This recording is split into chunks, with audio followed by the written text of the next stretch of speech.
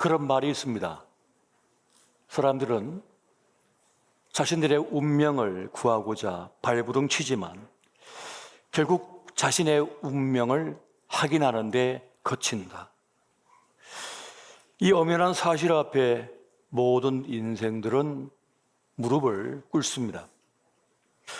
운명의 굴레를 벗어나지 못한 채 실행하다가 그렇게 끝나버리는 것입니다.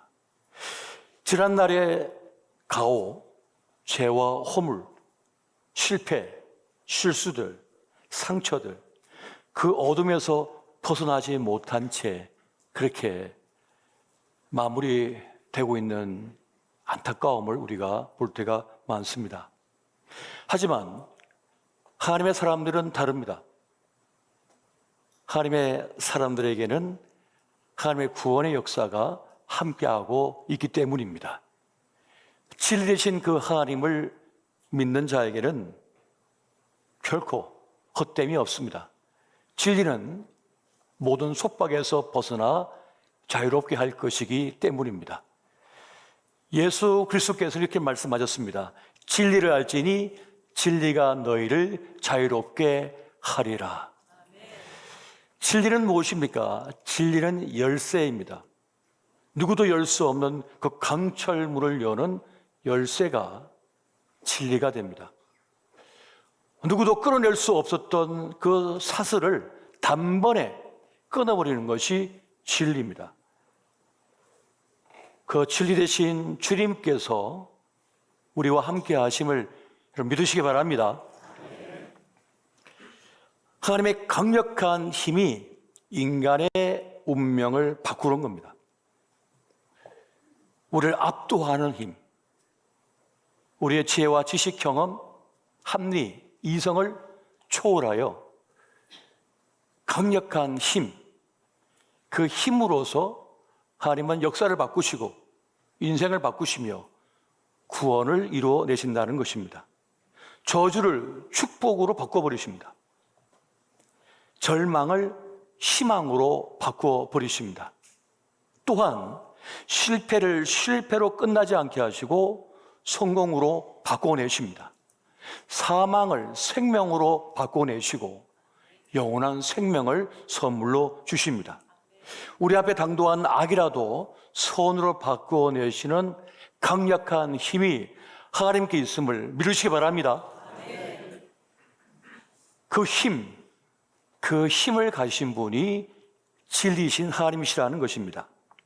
출애굽의 역사는 하나님의 힘이 어떻게 인간의 운명을 바꾸는지를 보여주고 있습니다. 하나님을 만난 사람들은 운명이 바뀌어져 버립니다. 끝인 줄 아는데 끝이 나지 않습니다. 주님께서 오셨기 때문입니다. 주님이 그 인생 속에 들어가면 인생의 지각 변동이 일어나 버립니다. 인생의 새 판이 짜져 버립니다. 그리고 새로운 기회의 문이 열려지는 것이죠. 그렇게 하나님은 어둠과 절망에 갇힌 인생들을 해방시켜 버립니다. 이것이 출애굽의 역사였던 것입니다.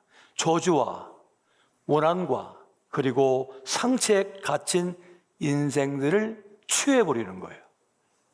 이것이 하나님의 압도적인 은혜요, 힘이 되고 있는 것입니다. 신곡을 쓴 단테는 지옥을 설명할 때 불지옥을 말하지 않습니다. 이렇게 말을 합니다.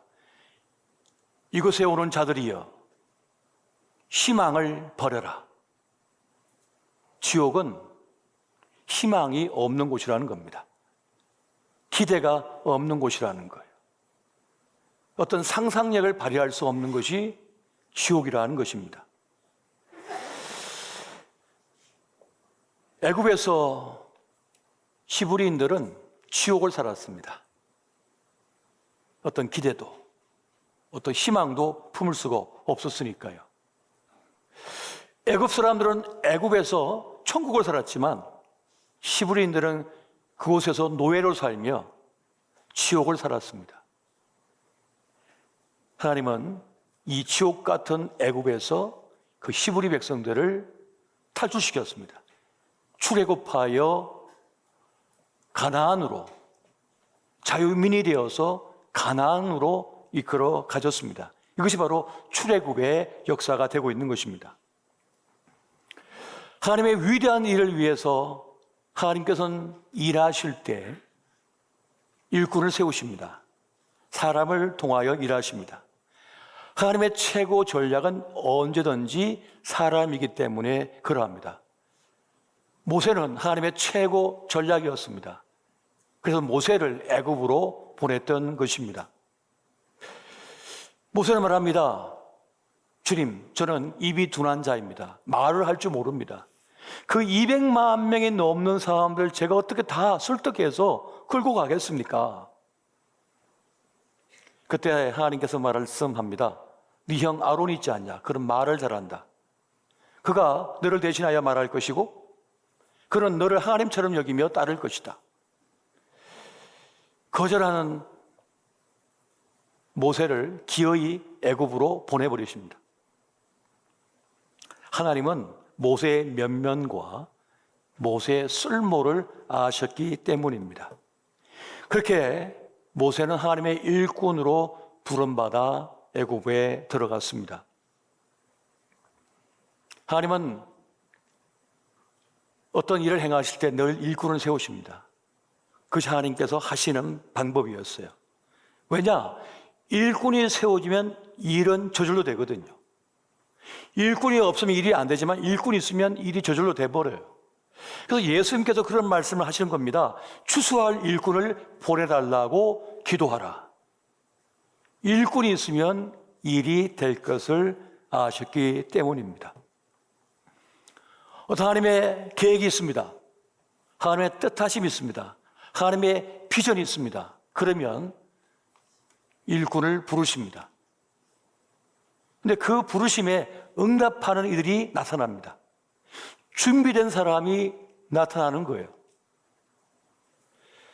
은혜로 남겨진 사람들, 은혜로 보내진 사람들이 있는 겁니다. 딱 맞는 사람이 준비되어 있는 거예요. 그리고 그 부르심에 응답하는 일꾼은 다릅니다. 그들은 대충 하지 않습니다. 열심히 합니다. 자신이 가지고 있는 시간과 돈과 재정과 그리고 재능, 열정을 다 바쳐버립니다.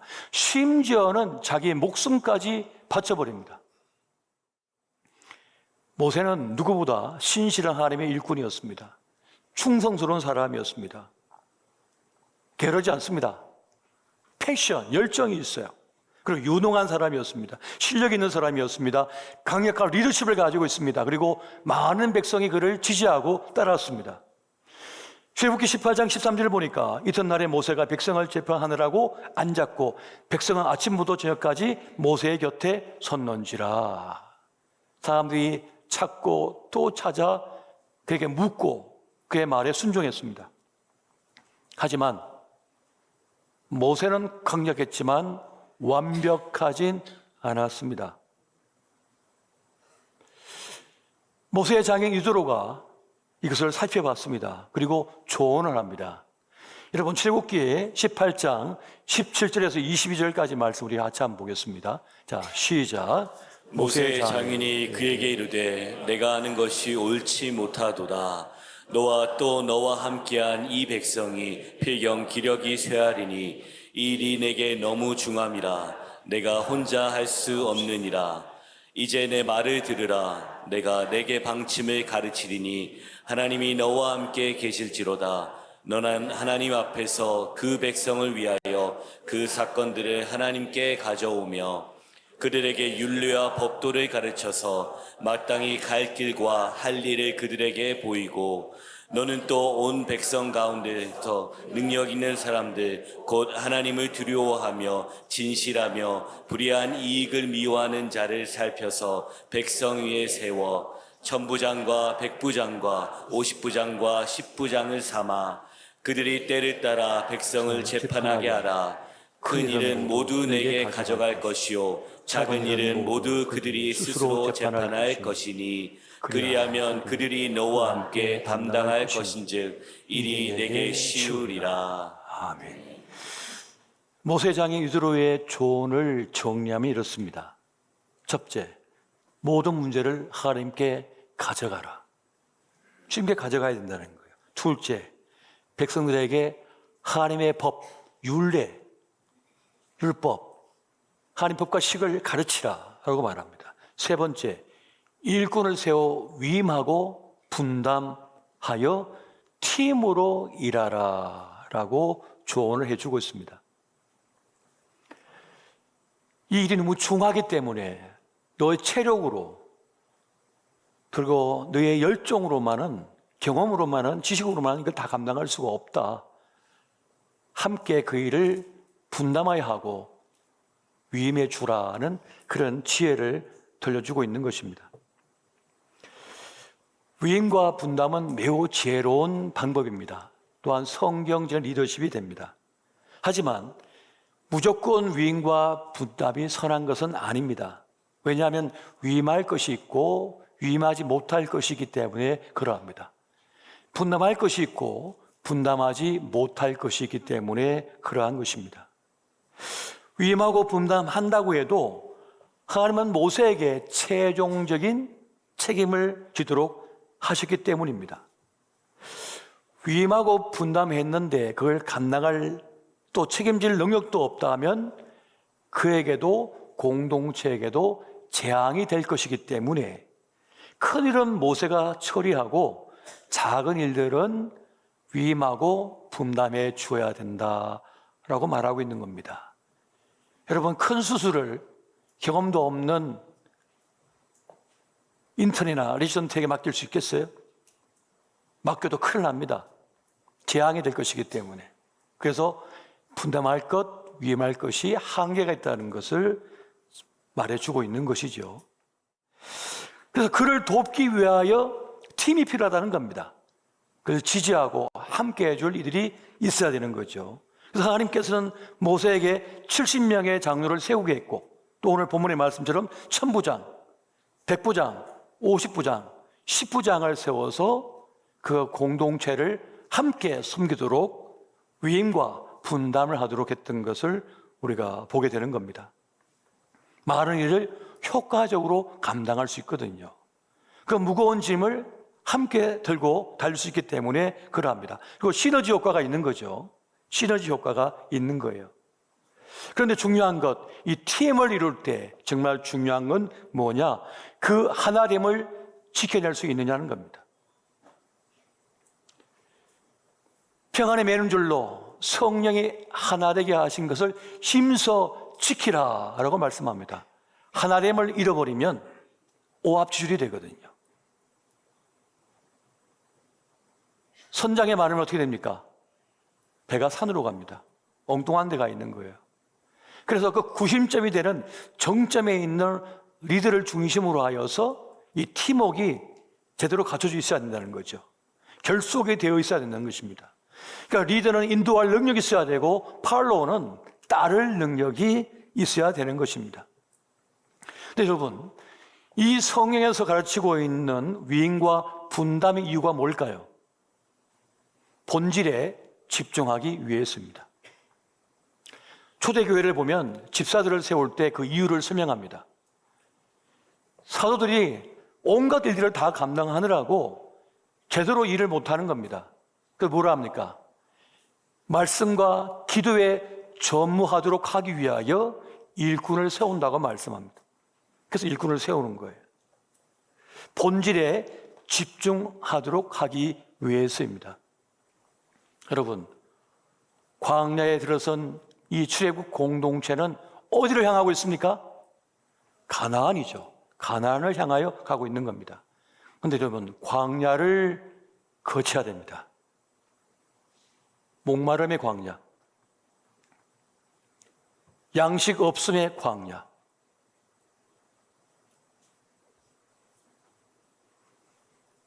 원망의 광야, 배신의 광야, 상처, 아픔의 광야.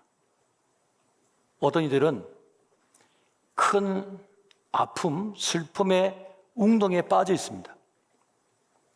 그 진흙 웅덩이에 빠졌는데 아무리 기어오르려고 해도 못 나오는 거예요. 못 나와요.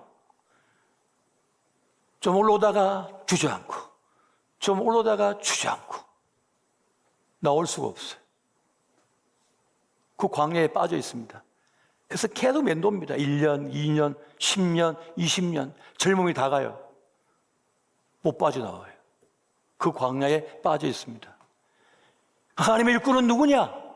그 가나안을 향하여 나아갈수록 그 광야에 머물러 있지 않도록 이끌어가는 거예요.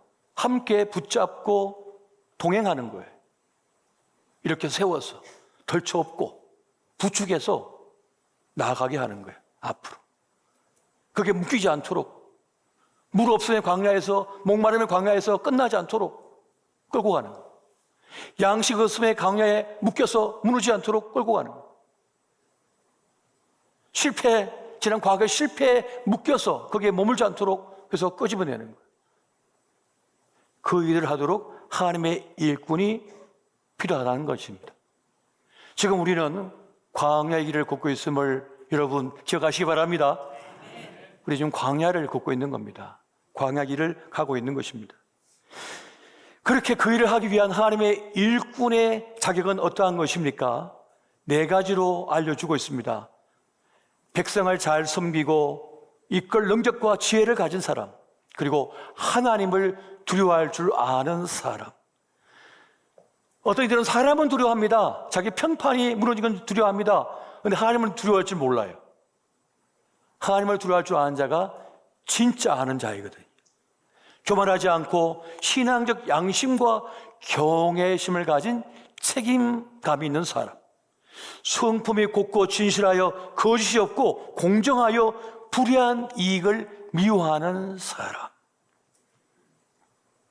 바로 이러한 일꾼들이 하나님의 일꾼의 자질이고 모습이라고, 자격 요건이라고 알려주고 있는 것입니다. 그래서 모세는 이 이드로의 조언을 좋게 여겨서 그 말대로 합니다.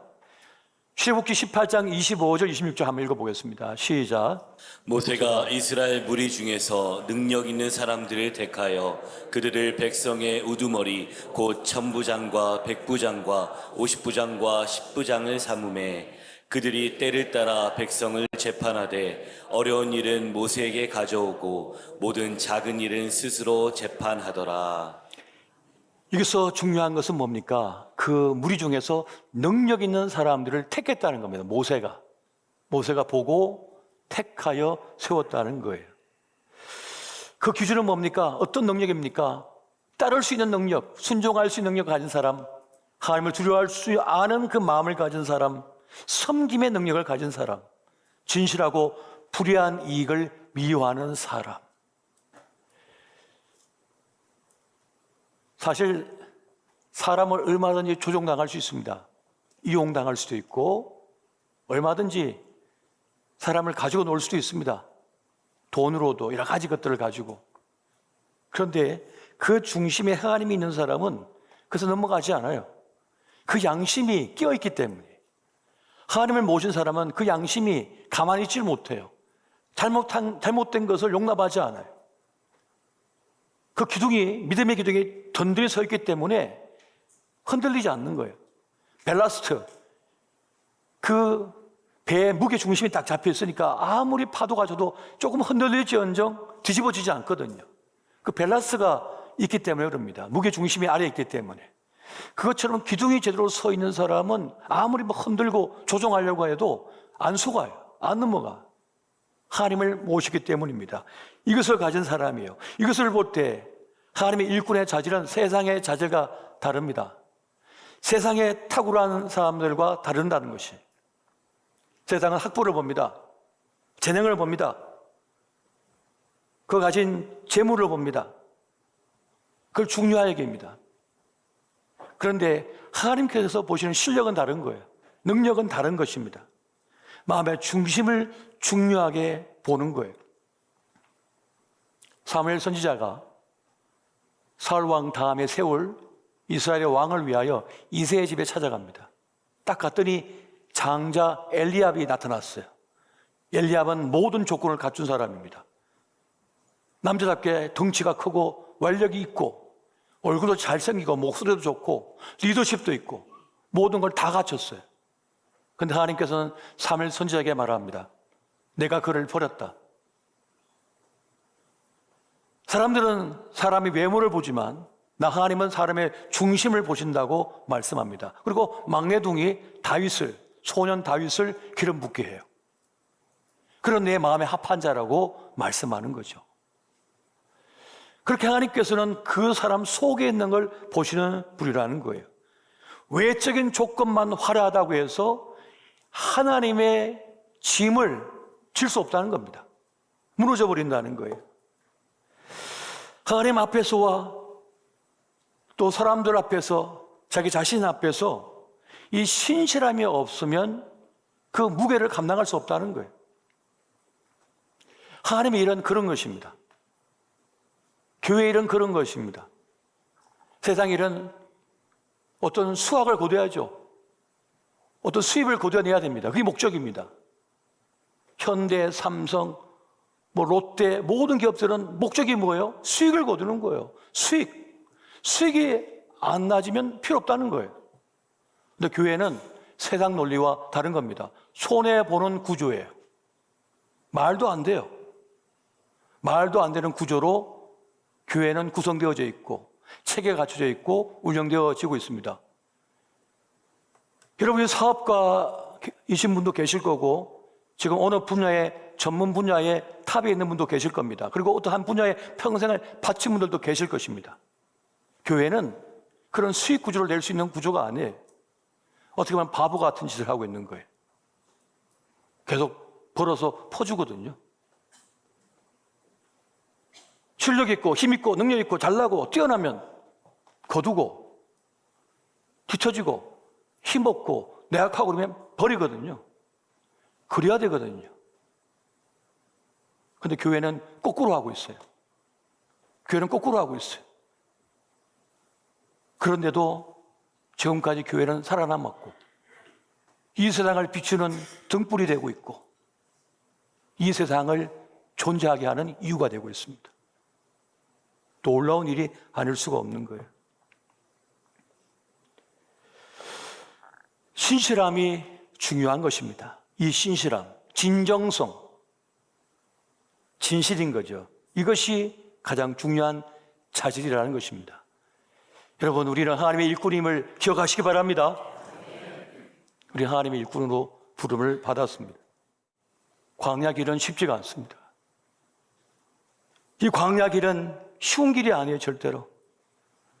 그러나 그것을 영광스럽게 기는 겁니다. 힘겹지만 어렵지만 나의 본분을 내가 다할 것이다. 내 직분은 내 사명,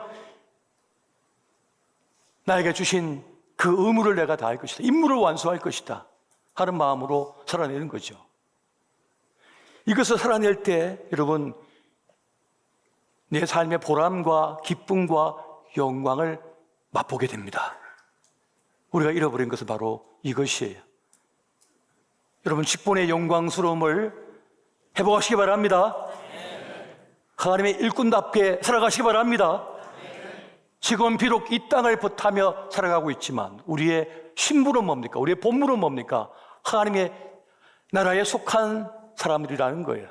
하나님의 일꾼이라는 것이고 이 광야길 끝에 가나안 하나님 나라를 우리의 이제 들어가게 될 것이라는 것입니다. 그리고 우리보다 앞서 그 길을 걸은 선배들, 우리의 동료들, 우리의 믿음의 동지들은 이 땅의 모든 임무를 완수하고 주님 품에 안겼습니다. 우리도 머지않아 우리의 임무를 완수하고 주님께 부름을 받을 것입니다. 아쉬움이 없습니다, 여러분. 후회가 없습니다. 그게 영광스러움이에요. 오늘 우리가 되찾아야 될 이 신자 영광, 하나님의 일꾼됨의 영광을 회복하는 저와 여러분 되시기를 예수 이름으로 축원드립니다.